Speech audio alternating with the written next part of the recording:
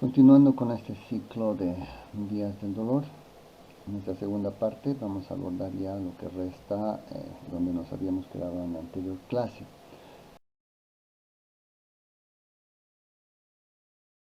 Vamos a repetir esta proyección simplemente para indicarles que tenemos que ver a partir de acá, ¿no? Entonces habíamos llegado con la neurona de primer orden hasta acá, y ahora vamos a ir con las neuronas de segundo orden y hasta los centros superiores. Para esto vamos a ver los tractos y justamente cómo es la comunicación en los centros superiores.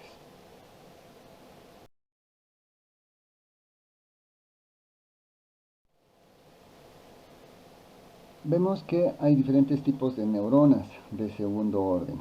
Vamos a nombrarlas, son las neuronas clase 2 o RD, las neuronas clase 3 NR y otras células. Estas vamos a ir nombrándoles una por una en las siguientes diapositivas. Lo importante de todas estas es que cuando llega la aferencia, es decir, a través de todos los haces que hemos visto anteriormente, perdón, a través de todas las fibras que hemos visto anteriormente, van a llegar y van a hacer sinapsis a nivel de la médula, en sus diferentes niveles, para luego conducir toda la sensación hacia el cerebro. Entonces, básicamente esto es lo que pasa con este tipo de neuronas y los haces que vamos a ver también a continuación.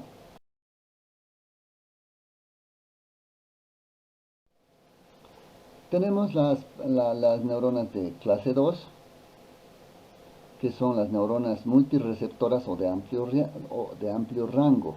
Les mencionaba anteriormente que son las ARD.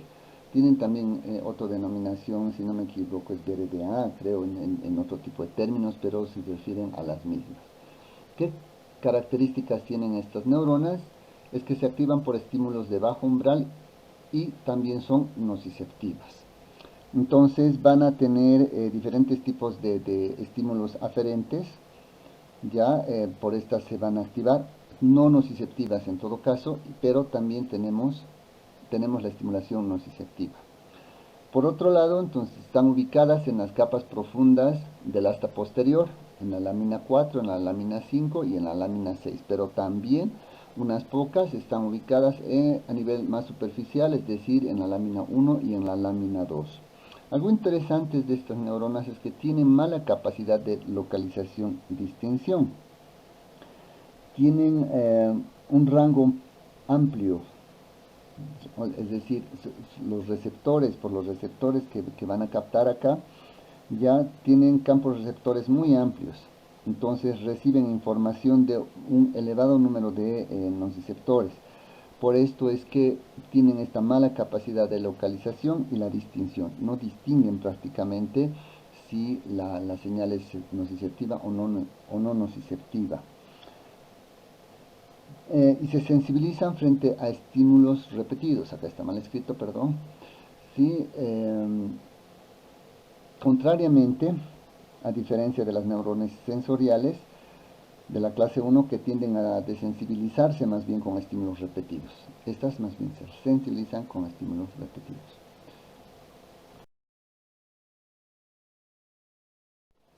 Tenemos las neuronas de clase 3, que son las NR o nociceptoras específicamente. Entonces, estas nociceptoras tienen una estimulación exclusiva nociceptora. Estas sí van a tener una estimulación nociceptiva exclusiva.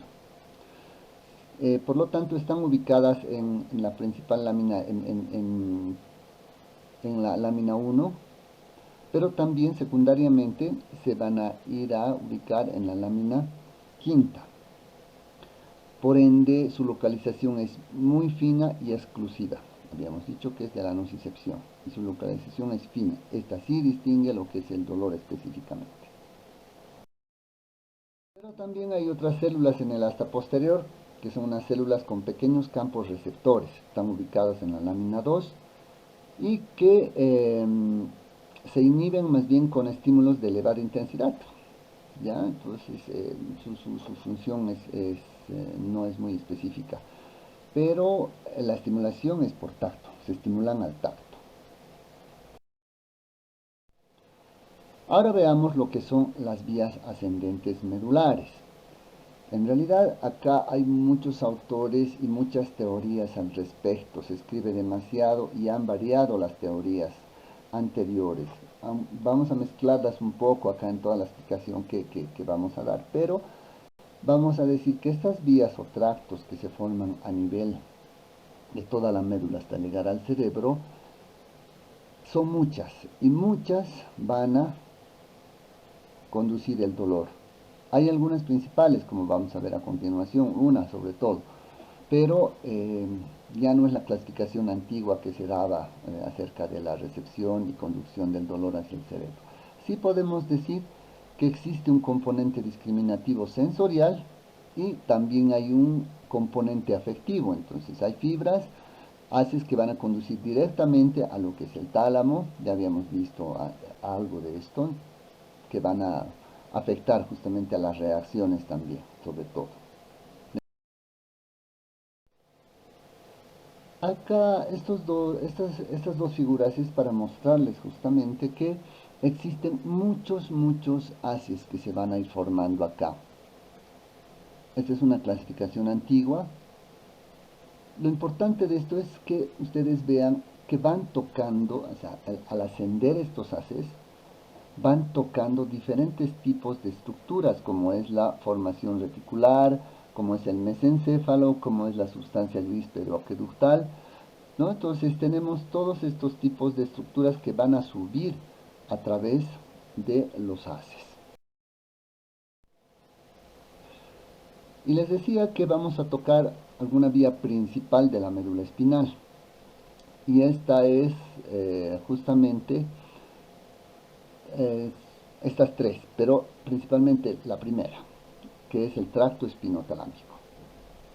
Tenemos el haz espino parabraquial amigdalino, el haz espino parabraquial hipotalámico. Más que todo está designado esto de acuerdo a dónde van a ir, dónde pasan, dónde llegan generalmente, y esto está implicado con las reacciones en la modulación y también en las reacciones que vayamos a tener. Entonces, igualmente acá no estamos precisamente con la clasificación actual, pero nos sirve para ver algunas otras estructuras más que tocamos, que es importante por la parte de neuromodulación posterior. Tenemos acá núcleos reticulares, eh, gigantocelulares, paragigantocelulares, el locus ceruleus, perdón, que tiene importancia porque acá comienza toda la conexión con el mesencéfalo, ¿no? Entonces igualmente la sustancia periaqueductal, etcétera, el tálamo, el córtex, etcétera, etcétera, eh, están principalmente, van a ir a través del tracto espinotalámico. Y llegamos al cerebro, donde acá es un sinfín de idas y venidas, como pueden ver ustedes. ¿Qué podemos sacar de importante de esta figura? Que casi todas nuestras estructuras del cerebro van a ser tocadas, es decir, vamos a tener la estimulación y la sensación de dolor va a llegar como forma de estímulo a todas estas áreas, cerebelo, tálamo, hipotálamo y corteza también. En un ejemplo muy simple, cuando tenemos nosotros un estímulo muy fuerte de dolor, por ejemplo, ya sea, vamos a decir que tenemos un dolor muy fuerte que nos ha venido por X o Z razón. A veces, muchas veces, la persona reacciona inclusive con pérdida de equilibrio, ¿sí? Porque está relacionado con el cerebelo. Tenemos diferentes tipos de reacciones. Podemos gritar, decir malas palabras, llorar, escaparnos, etcétera, etcétera. Hay muchas reacciones que aquí están comprometidas por todas las áreas que se va a tocar en el cerebro. Y también estamos llegando al área somática sensorial, es decir, donde vamos a sentir específicamente, vamos a sentir la ubicación topográfica del dolor, etcétera. Y además que acá comienzan también todos los mecanismos de respuesta, como son los de la neuromodulación y algunos mecanismos de defensa también que vayamos a tener. Está resumido totalmente en forma fácil, digamos, todos estos slides. Un poco más detallado tienen ustedes en el texto que se les está mandando el día de hoy.